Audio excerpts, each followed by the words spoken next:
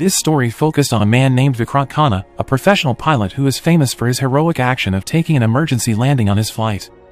That day, he just arrived in Dubai and was about to head to his hotel.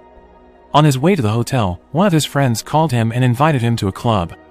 Initially, he refused the invitation because he knew that he had a flight the next day, but since his friend continuously forced him to come, he finally agreed and went to the club. There, he saw his man secretly admiring a woman. His friend dared him to get her phone number in exchange for a car. Vikrant confidently replied that he would do the challenge effortlessly. Surprisingly, he managed to get to know that woman, Anjali, and invited her for a chat with him and his friend. They then spent the night partying until the morning. When he returned to the hotel, Vikrant used his time to sleep all day, but despite taking a long nap, he almost didn't make it to his flight, if only he didn't hear his wife's calls, because his alarm failed to wake him up. As soon as he woke up, he changed his clothes and rushed to the airport. He also used his sunglasses to hide his eyes. The moment he arrived at the airport, he went to meet his co-pilot named Tanya Albuquerque and had a briefing about his incoming flight. While Tanya read the details so carefully, Vikrant on the other hand only read a glimpse of it and puts back the document. Tanya judged Vikrant for his ignorance and told him that he had to take the details seriously. Vikrant then proved that he had managed to remember all the details by conveying the contents of the first page. Tanya was surprised that he was able to memorize the details that fast. Without any further ado, both of them entered the plane. Before they took off, the officials checked the vitals of the plane. Vikrant greeted the passengers and explained the details of the flight, including the destination, distance, and weather conditions. When the plane had reached the altitude, Vikrant immediately turned on the autopilot and took his time to sleep for a while. He asked his co-pilot to stay awake and watched for everything during his nap. Looking at his condition, Tanya asked if he was okay. He just replied that he wanted to go home because the next day was her daughter's birthday. After a few minutes, Vikrant was woken up by the sound of the engine alarm that kept beeping because Tanya couldn't find the problem. Vikrant opened his eyes and solved everything quickly. Vikrant then called one of the flight attendants and told her to bring him a cup of black coffee and a slice of cake. Before she left, Vikrant whispered the name of a medicine, which is Dispirin, a type of aspirin. When the flight attendant returned, Vikrant immediately took his coffee and went to the toilet. A moment later, he returned to his pilot's seat and asked Tanya if something happened when he wasn't there. Tanya replied with nothing and they had a small talk after that. During the flight, the rain started pouring down heavily, followed by lightning and thunder.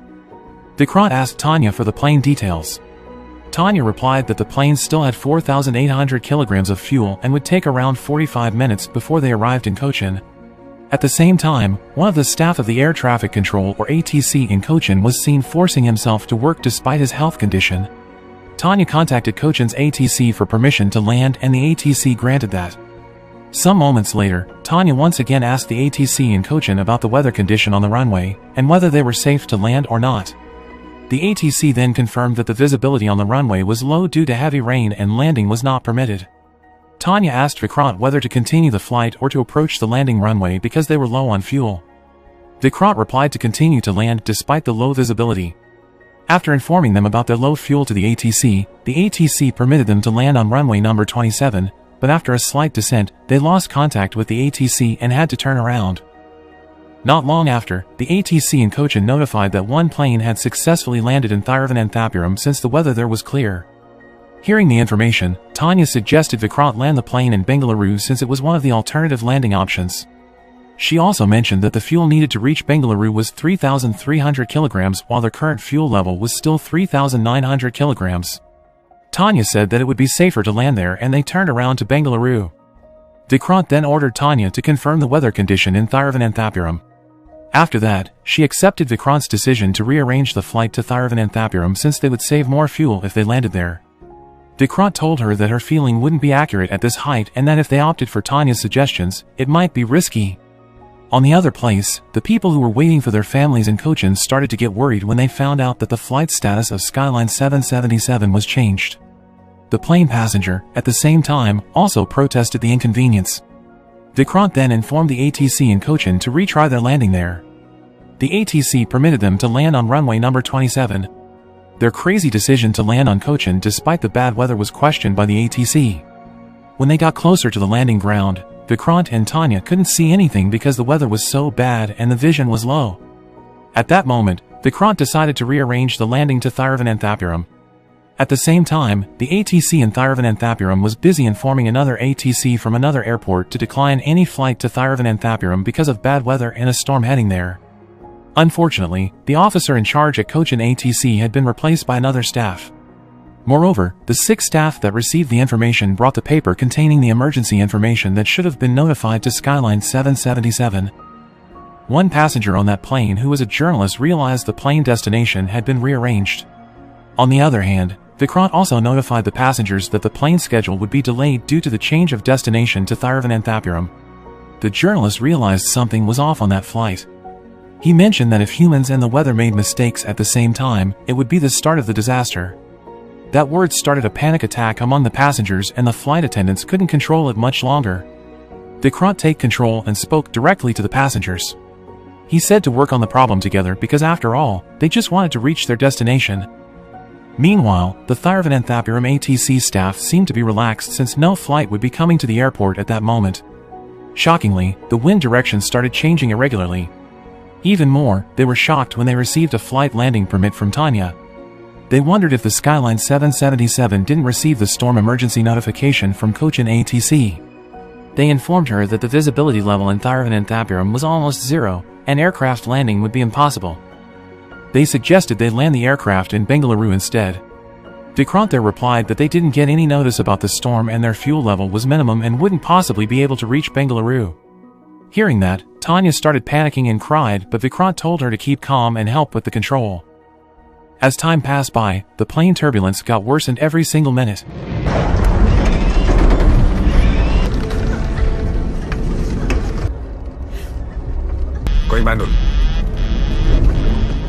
Not only the passengers, but even the flight attendants were also panicked. Thiruvananthapuram permitted them to land on runway 16, hoping they would make it safely. When Vikrant tried to land the plane, the wheels kept slipping and he had to fly the plane again.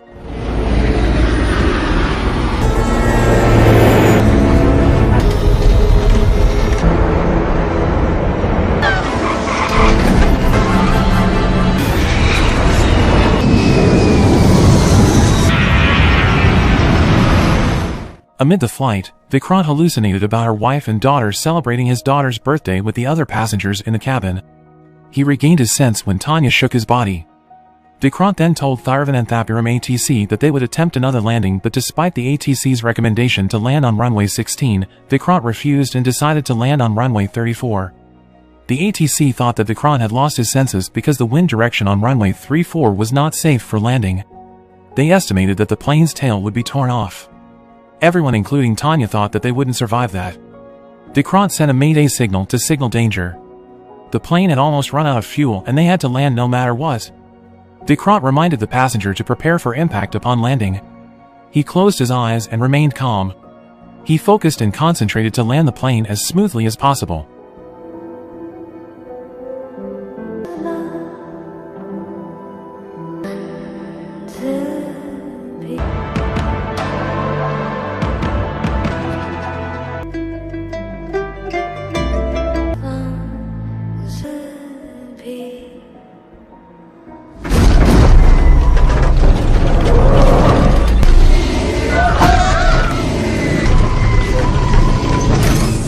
The plane has almost reached the end of the runway when they finally stopped.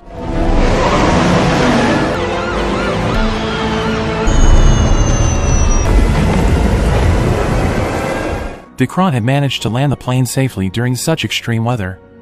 The airport officials started evacuating the passengers while Vikrant was still deep in thought about what he had been through.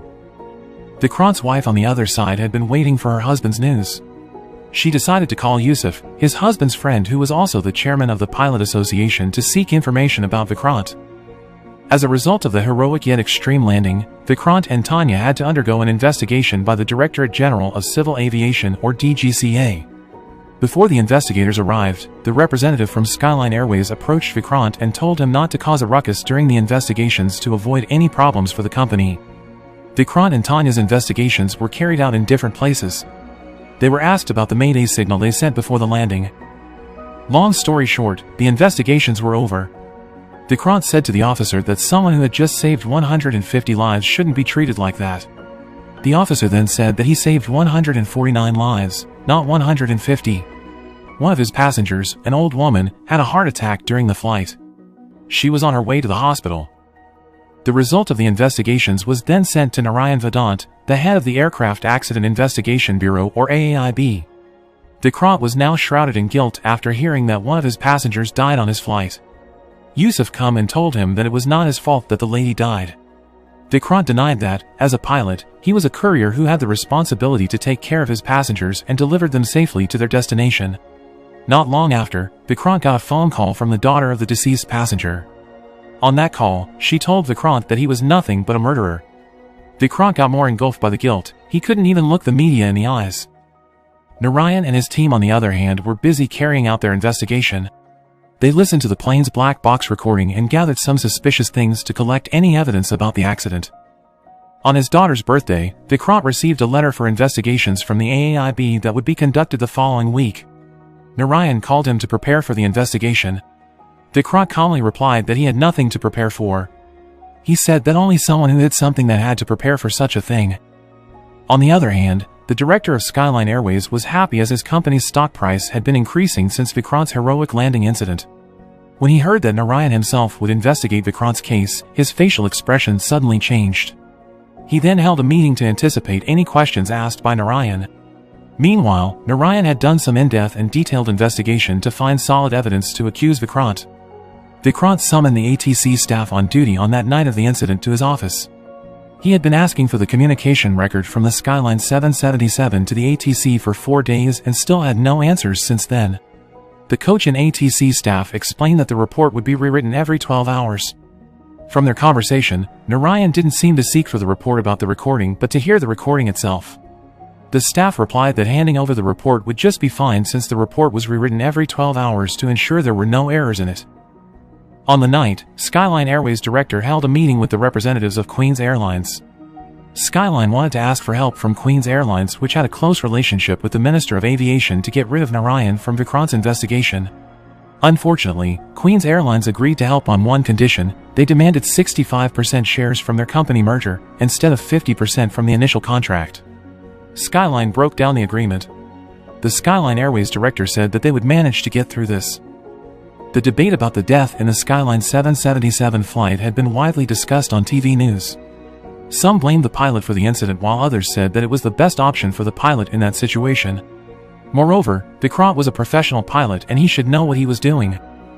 The first trial of Vikrant and Tanya was finally carried out. Narayan judged that Vikrant was leading the flight in exhaustion after undergoing non-stop flights for the whole week. Narayan explained that plane crashes often occur because of feeling homesick for family. The anxiety and desire to go home quickly could make the pilot act negligently. Vikrant proved that he was not negligent by telling the contents of the flight details document that he can memorize even though he only skimmed it for a short time. The accusations given to him were unreasonable. Then, Narayan showed the bottle of Dispirin, which could only be accessed by the cabin crew or pilot. Narayan suspected that Vikrant took the drug, and to prove it, he used the lie detector machine. Long story short, Vikrant was able to pass a series of questions from Narayan without problems. The trial was finally postponed and will be continued the next day. Skyline Company conducts a meeting with Vikrant. They asked him to remain silent during the trial process instead of answering questions that might harm the reputation of the company. Vikrant refused. He was then threatened to be blacklisted from the whole company flight if he put Skyline Airways in danger. They also warned Tanya the same thing. The second trial began. Narayan started asking Tanya a series of questions. Tanya explained that Vikrant was a dedicated pilot. The conversation they had during the flight was just a normal conversation. Narayan's questions continued to intimidate Tanya, troubling her to choose her words to explain what she meant, until when Tanya answered that before flying Vikrant's eyes looked red and he slept for 20 minutes after the plane took off.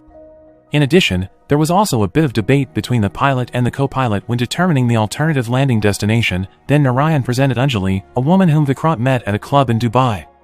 Anjali was asked a question, whether she was drinking alcohol with Vikrant and his other friends until the morning in a club. Vikrant did not deny what Anjali said, but he explained that he still took a break for 12 hours, while the pilot's drinking ban as stated in the flight rules was 12 hours before the flight. The time he finished his party in the club until the plane took off was around 15 hours. That could only be meant that he did not violate the rules. After that, Narayan asked about Vikrant's decision to land in Thiruvananthapuram instead of Bengaluru, despite the storm warning the Thiruvananthapuram ATC had notified. Vikrant replied that the pilot only made decisions based on information from ATC, but the Cochin ATC did not provide information about the storm. Narayan then explained the mistakes that Vikrant made during the flight, including uncertain decisions during the flight, the extra time they took flying above Cochin for 33 minutes, and filling up the fuel below maximum capacity. Vikrant then answered that the pilot didn't make rules, they just carried it out, and what he did must have been following the standard operation. There were no pilots that wanted their passengers endangered during their flights. Narayan went back to convey his question to Tanya. Tanya accidentally told the surprising fact that Vikrant made a plane landing with his eyes closed. Narayan used Tanya's statement as proof that Vikrant was drunk during the flight. Next, Narayan moved to the issue of runway choosing. He asked about Vikrant's decision by choosing runway number 34 instead of runway number 16, which had been considered risky by the Thiruvananthapuram ATC. Just a moment after, the trial was postponed once again without any defense from Vikrant. When Vikrant got home, his wife took him to the house of the daughter of the deceased passenger to apologize for what happened to her mother. The next day, the third trial was held. The judge began to read their decision. Before the verdict was read, Vikrant said that he had the topography memory of runway number 34. He didn't choose runway 34 randomly. And he closed his eyes to memorize the map of the runway in his mind because he remembered the runway in detail after doing a lot of landing there. Narayan argued that Vikrant's statement was nonsense from someone who didn't want to admit his mistake. Vikrant then asked the judge to do a reenactment of the flight in the flight simulation machine to prove that he could land the plane in the same situation as that day with his eyes closed. The judge agreed to Vikrant's request. Narayan would sit on the co-pilot seat to see Vikrant in action. Vikrant's extraordinary concentration in controlling the plane made Narayan amazed by his skill. The judge's decision was finally read. Cochin's ATC staff, who was negligent in providing information for the Skyline 777, was dismissed from his position, while Tanya and Vikrant got a pilot license suspension for 3 months, but an investigation would be carried out against the Skyline Airways company. After the trial was dismissed, Vikrant approached Narayan and asked why he only got a pilot license suspension for 3 months. Narayan replied that he didn't want to eliminate such talented pilots in his country. Seeing Vikrant flying a plane in the simulator made him believe in Vikrant. For 40 years of his career, he had never seen a pilot do that. 3 months later, Vikrant was back on a flight. One of the flight attendants on Skyline 777 came to him and said that she was the one who consumed the Despirin. She wanted to admit her mistake earlier, but she was afraid that her confession would make her lose her job. Vikrant was not angry. He knew why the flight attendant chose to do that.